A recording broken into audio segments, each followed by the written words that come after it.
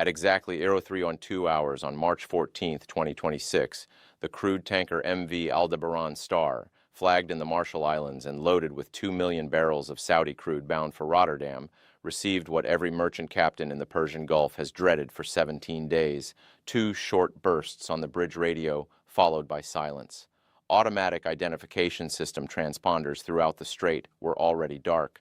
Then the IRGC Kilo-class submarine Fateh released a single heavyweight torpedo. The blast tore a 14-meter gash in the tanker's port side amidships. Within 40 seconds, the crude ignited. A column of fire visible from the coast of Oman lit up the strait like a second dawn. Simultaneously, from a hardened coastal battery near Bandar Abbas, 4 Noor anti-ship cruise missiles, Iran's domestically produced variant of the Chinese C-802, punched off their launchers at a combined Mach 0.9, skimming 3 meters above the wave tops.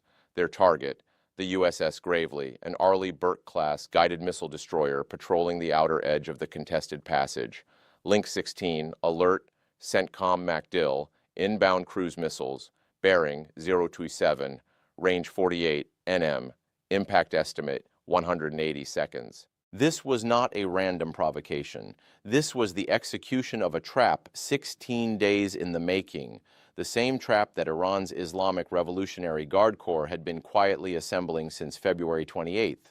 The night Operation Epic Fury began, and U.S. B-2 Spirit stealth bombers dropped GBU-57 massive ordnance penetrators on the Fordo nuclear facility, and Israeli F-35Is struck the Parchin military complex. From the moment Supreme Leader Ali Khamenei was killed in that first night strike, the IRGC had been executing its contingency doctrine. If the head is severed, the fist closes around the throat of the world's energy supply. The Strait of Hormuz, 21 nautical miles at its narrowest, bounded by the mountainous Iranian coastline on one side and the low Omani and UAE coast on the other, is not just a shipping lane. It is a geographic weapon. And tonight, Iran was pulling the trigger on it with everything it had left.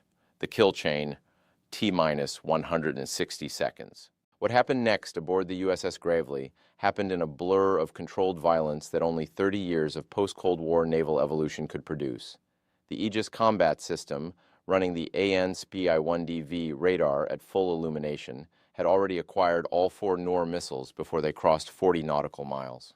The Combat Direction Officer, a 29-year-old lieutenant from Pensacola, Florida, had exactly one call to make. He made it in under 2 seconds. Birds free, engage all tracks.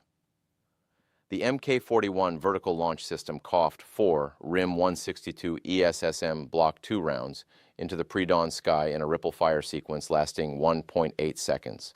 Each missile accelerated to Mach 4 and began its terminal intercept geometry. The Phalanx CIWS Block 1B system, the last-ditch 20mm rotary cannon, spun up automatically and tracked the residual threat envelope. 3 of the 4 incoming Noors detonated in midair, shredded by proximity-fused warheads. The 4th veered hard left, its data link severed by the Gravely's AN/SLQ-32 V6 SEWIP Block 3 electronic warfare suite, and impacted harmlessly into the sea 900 meters from the ship's stern. But that was only the opening act. Iran had spent 17 days learning exactly what the U.S. Navy would do, and they had set the stage for something far more dangerous beneath the surface.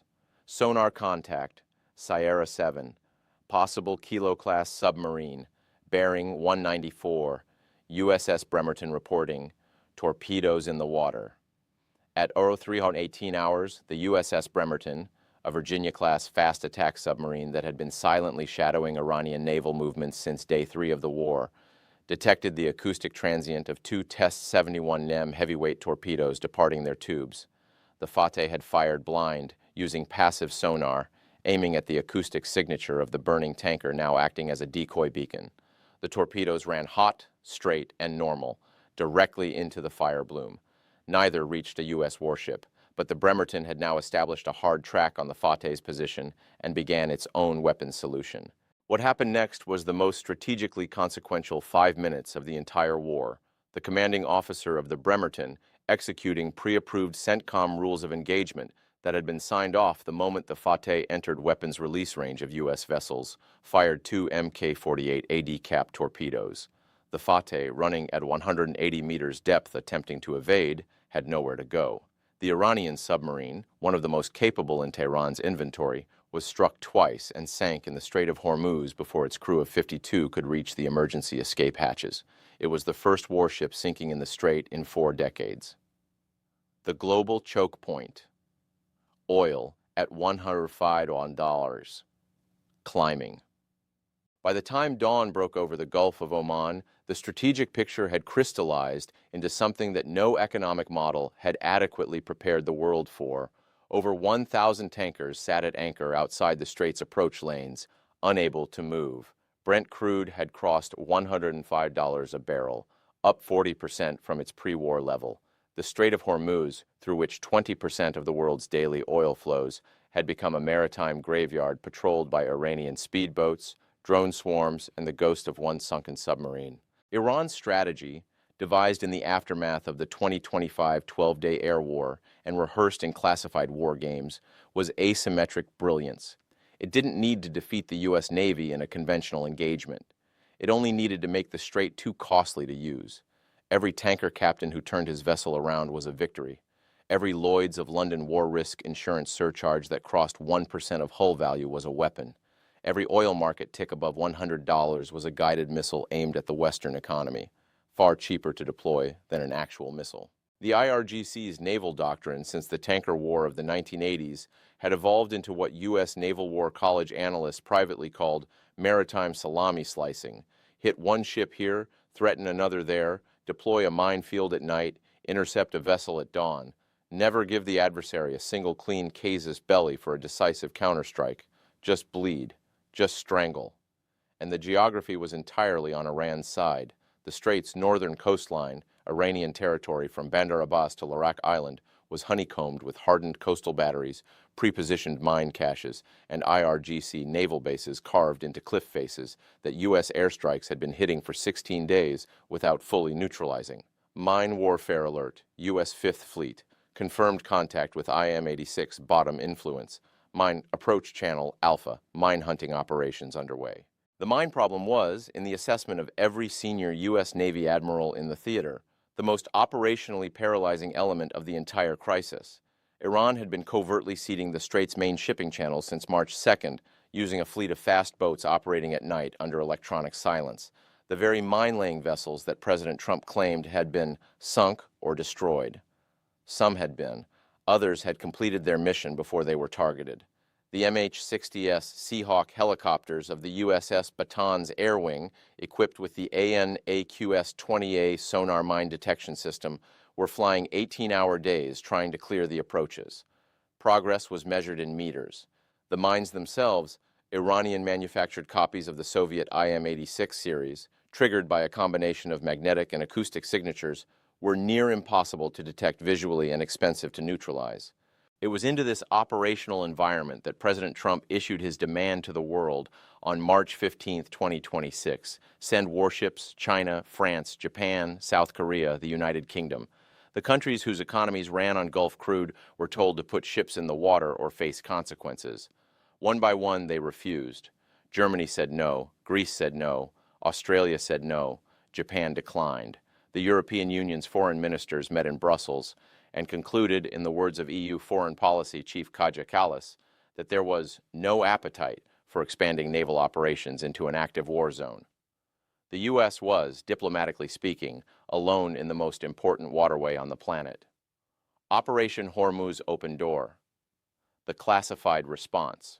What the world did not yet know, what was not being announced at any White House press briefing, was that CENTCOM had already drafted and received presidential authorization for Operation Hormuz Open Door, a systematic, multi-domain campaign to physically force the strait back open through a combination of submarine warfare, carrier air power, and special operations. The operational plan was built around 3 simultaneous axes.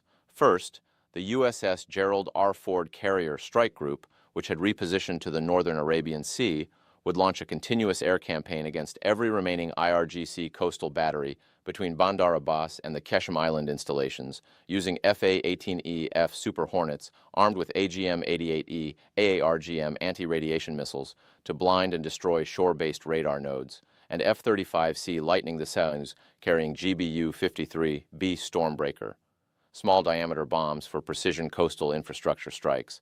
Second, 3 Virginia-class submarines, the Bremerton, the Vermont, and the Indiana, would establish a barrier across the Strait's northern approaches, hunting any IRGC submarine or mine-laying surface craft that attempted to operate.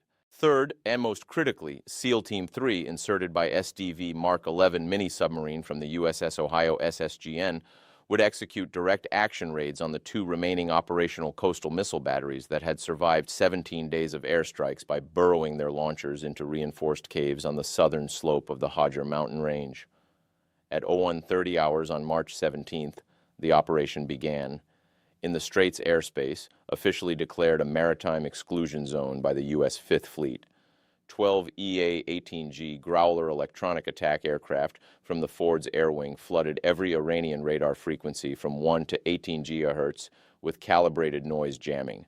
The effect was instantaneous. IRGC coastal radar operators found their screens filled with digital white fire. Their gunfire control systems couldn't distinguish a missile from sea clutter.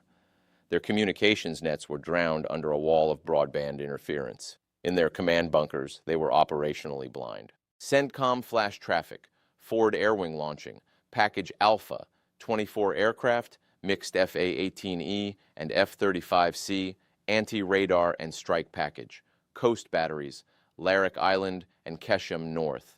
The strike package hit the Larak Island battery complex with 17 JASSM-ER cruise missiles, each flying a terrain masking profile that kept them below the radar horizon until impact -8 seconds. The Keshem North installation, the more heavily hardened of the 2 remaining threats, required a different solution. 2 B-21 Raider stealth bombers, flying their second combat mission of the war after their Arctic debut, approached from the northwest at 45,000 feet, invisible to any surviving Iranian radar, and delivered 4 GBU-57 massive ordnance penetrators, the same 30,000-pound bunker busters that had cracked Fordo's 80 meters of mountain granite into the coastal cliff face. The bunker didn't survive. The launchers inside it didn't survive. And the IRGC commander who had orchestrated 16 days of Strait attacks was declared killed in action 3 hours later by satellite imagery analysis. Meanwhile, 40 meters beneath the Strait's surface, the SEAL insertion team had split into 2 four-man elements and was climbing the southern cliff face of a secondary battery position with Mk-25 closed-circuit rebreathers and suppressed HK-416 carbines. The element leader, a chief petty officer who had served 4 previous combat deployments in the region, placed a shape-charge M183 demolition kit against the reinforced access door of the missile magazine. 12 seconds later, the magazine detonated in a secondary explosion that shook the cliffs from Bandar Abbas to the UAE coast. The last active IRGC missile threat in the northern approach channel was gone. 0612 hours, the Strait begins to breathe. By 0612 on March 17th, the first U.S. Navy escorted convoy, 4 tankers flanked by 2 Arleigh Burke destroyers, 2 mine-hunting helicopters, and an overhead combat air patrol of 4 F-35Cs, entered the eastern approach to the Strait of Hormuz under the call sign Iron Convoy 1. The IRGC did not fire. They could not fire. Their radar was blind, their command structure disrupted, their coastal batteries neutralized, and their one remaining operational submarine, the College Fars, had been driven 200 meters deep and pinned there by the acoustic signature of 3 U.S. nuclear attack submarines it could detect but could not evade. The convoy transited in silence. No shots fired, no mines detonated. The mine-hunting helicopters swept a clear lane 400 meters wide through the central channel, and the tankers, carrying combined cargo of 6 million barrels of Saudi, Emirati, and Kuwaiti crude, passed through in 47 minutes. When the last vessel cleared the western mouth of the strait and entered the Gulf of Oman, the commanding officer of the USS Gravely, the ship that had survived the opening missile salvo just 3 days before, sent a 4-word flash message to CENTCOM MacDill Air Force Base in Florida. Hormuz is open. Out. In Brussels, in London, in Tokyo and Seoul, the stock market algorithms registered the shipping data before any human analyst did. Tanker trackers lit up green. War risk insurance began its recalculation. Brent crude dropped $8 a barrel in 11 minutes. the fastest single-session crude price drop since the COVID collapse of 2020. The 1,000 ships at anchor outside the strait began their slow movement toward the approach lanes. The world's energy arteries began to pump again, but the victory was incomplete. Iran's ballistic missile capacity, reduced by 90% according to Pentagon estimates, was not zero. The new supreme leader, Mojtaba Khamenei, still alive in an undisclosed hardened facility somewhere in the Zagros Mountains, issued a statement within hours. The blood of the martyrs of the Strait will water the roots of our resistance for 1,000 years. The war for the air over Tehran continued. Israel announced 3 more weeks of strikes. Iran promised to rebuild. The world's most important waterway was open today. Whether it would still be open tomorrow was a question that no admiral, no economist, and no intelligence analyst could answer with certainty. The lesson: what just happened to the world? What the Hormuz crisis of March 2026 demonstrated, at a cost of 13 American lives, more than 1,400 Iranian civilians killed, and an oil price shock that will ripple through the global economy for years, was the brutal, irreducible truth of 21st century maritime power. Geography still wins the first round. Iran turned a 21 nautical mile channel into a weapon that froze 20% of the world's energy supply and forced a U.S. president to beg his allies for help. That is a form of strategic power that no air campaign, however technologically dominant, can simply bomb away. But the second truth, the one written in the sinking of the Fateh, the silencing of the coastal batteries, and the passage of Iron Convoy 1, is equally irreducible.